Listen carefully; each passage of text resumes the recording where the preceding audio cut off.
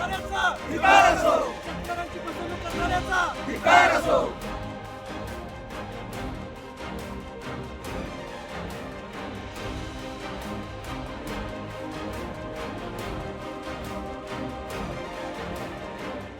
हलालचं जर बघितलं तर अगदी सर्वसामान्य कोंबड्या बकऱ्यापासून या हलालची सुरुवात होते आणि या व्यापाऱ्यामध्ये आणि हलालचं सर्टिफिकेट घेताना त्यांच्या काही अटी आहेत.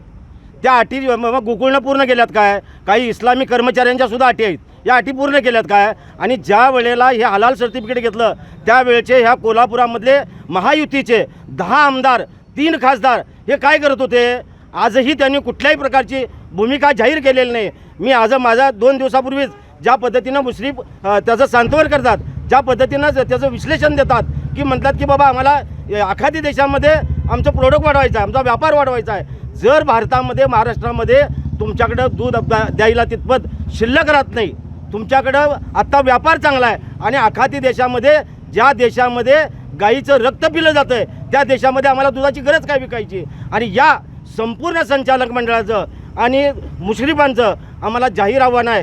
आम्ही बिंदू चौकात येतो, हलाल सर्टिफिकेट संदर्भात आमच्या प्रश्नाची त्यांनी उत्तर द्यावी.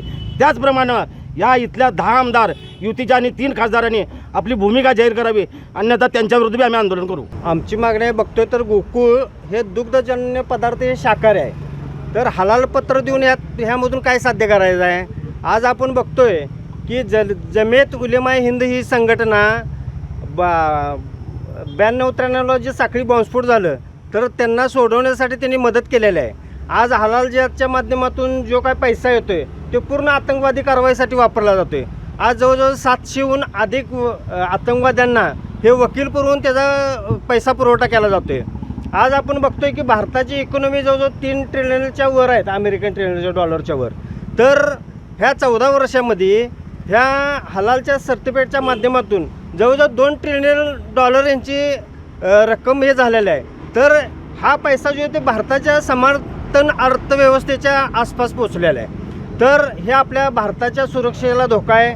आज आपण बघतोय की आतंकवादी ज्या काय कारवाई होत्या तर त्याला तो पैसा पुरवला जातोय. मग हे मुश्रीफांना माहीत नाही काय हा पैसा आतंकवादी कारवाईसाठी दिला जातोय.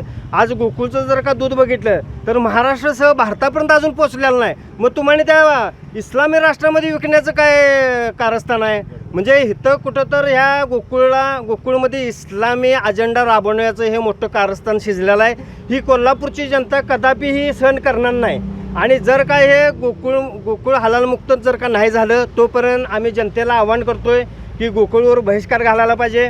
आणि एवढं करून पण ह्यांनी जर का हलालमुक्त केलं नाही तर आम्ही मोठं आंदोलन छेडू आणि वेळप्रसंगी मोठा मोर्चा पण या गोकुळवर आणू.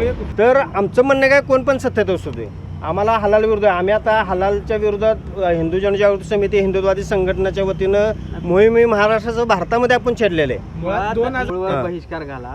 यामधून जर गोकुळची प्रॉडक्ट्स विक्री बंद झाली तर त्याचा थेट परिणाम गोकुळच्या त्यासाठी आपला आम्हाला गोकुळच्या उत्पादनाला विरोध नाही, पण ज्या दबावासाठी आम्ही करतो. आम्हाला तर गोकुळ वाचवायचं आहे, त्याबद्दल काय गोकुळ हे आमचंच आहे.